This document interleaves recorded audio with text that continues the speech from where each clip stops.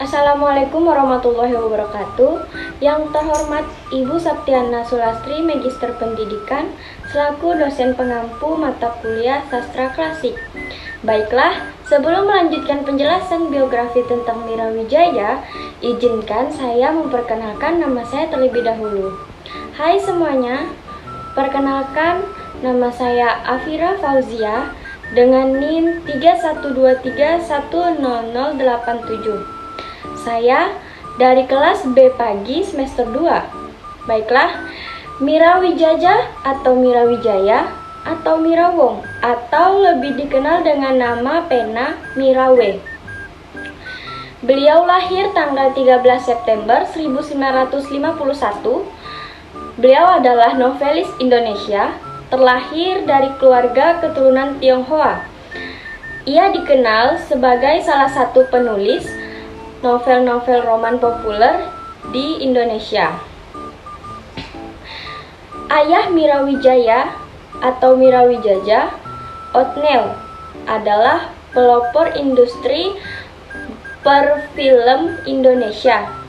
Mira menulis novel dengan berbagai genre, termasuk roman, kriminal, dan kehidupan rumah sakit. Ia berprofesi sebagai dokter sebelum menjadi penulis. Mira lahir di Jakarta pada 13 September 1950, putri dari prosedur film Othniel Wijaya dan istrinya. Ia adalah anak kelima dari 5 bersaudara.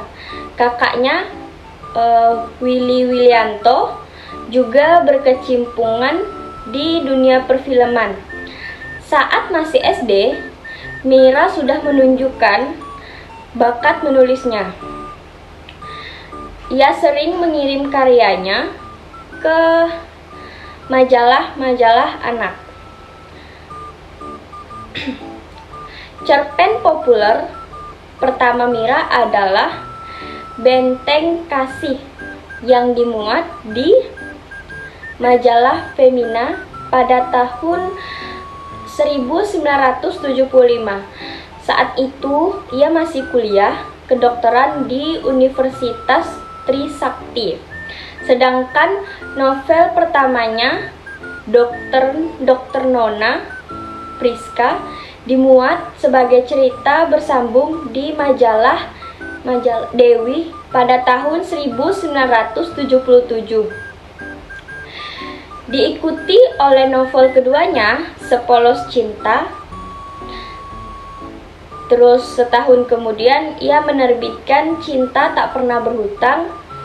Setelah lulus dari Trisakti, Mira menjadi staf pengajar di Universitas Maestopo.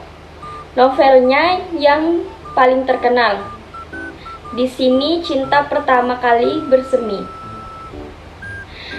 diterbitkan pada tahun 1980. Mira Wijaya atau Mira Wijaya terus menghasilkan karya berkiblat pada penulis-penulis seperti Dini, Agatha Christie, Mangwijaya, dan Harold Robin. Mira Wijaya atau Mira Wijaya bersama dengan Marga T dianggap sebagai pelopor penulis keturunan Tionghoa di Indonesia. Mereka menjadi inspirasi bagi penulis-penulis berikutnya seperti Clara hingga tahun 1995. Mira Wijaya atau Mira Wijaya telah menerbitkan lebih dari 40 novel. Kebanyakannya diantaranya telah diangkat menjadi film dan sinetron. Nah, selesai sudah saya menjelaskan tentang biografi Mira Wijaya atau Mira Wijaya. Ayo kita lanjut ke karya-karya Mira Wijaya atau Mira Wijaya, seorang tokoh penulis Indonesia. Nah, karya yang pertama adalah Dari Jendela SMP terbit tahun 1983. Karya kedua adalah Ketika Cinta Harus Memilih, terbit pada tahun 1987. Karya ketiga adalah Seandainya Aku Boleh Memilih, sama, terbitnya pada tahun 1987 juga. Terus karya keempat Masih Ada Kereta Yang Akan Lewat, terbit tahun 1982. Dan karya yang terakhir adalah Merpati Tak Pernah Ingkar Janji, terbit pada tahun 1984. Baik, saya akan menjelaskan salah satu karya-karya di atas, yaitu dari Jendela SMP. Pasti teman-teman tidak asing mendengar karya tersebut karena pernah viral di media sosial dan televisi. Karya tersebut dijadikan film di channel SCTV. Novel ini berfokus pada kisah cinta antara Joko dan seorang siswa SMP yang berasal dari keluarga miskin, dan Wulan, seorang siswa SMP yang berasal dari keluarga kaya. Karya ini sangat populer dan telah diadaptasi menjadi sinetron yang ditayangkan di stasiun televisi SCTV. Novel ini menampilkan tema cinta yang digambarkan dengan konflik yang membuat karya Mira Wijaja atau Mira Wijaya semakin dicintai para pembaca. Kesan yang sangat mendalam ditinggalkan oleh novel ini karena untuk pertama kalinya pembaca membaca sebuah kisah cinta remaja yang sangat realistis dan menggambarkan kehidupan siswa SMP.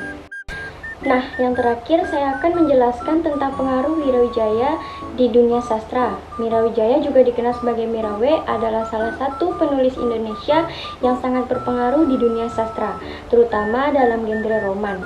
Berikut beberapa pengaruh dan kontribusinya. Yang pertama, popularitas genre roman. Mira Wijaya telah menulis lebih dari 80 novel, banyak diantaranya merupakan roman yang sangat digemari oleh pembaca Indonesia.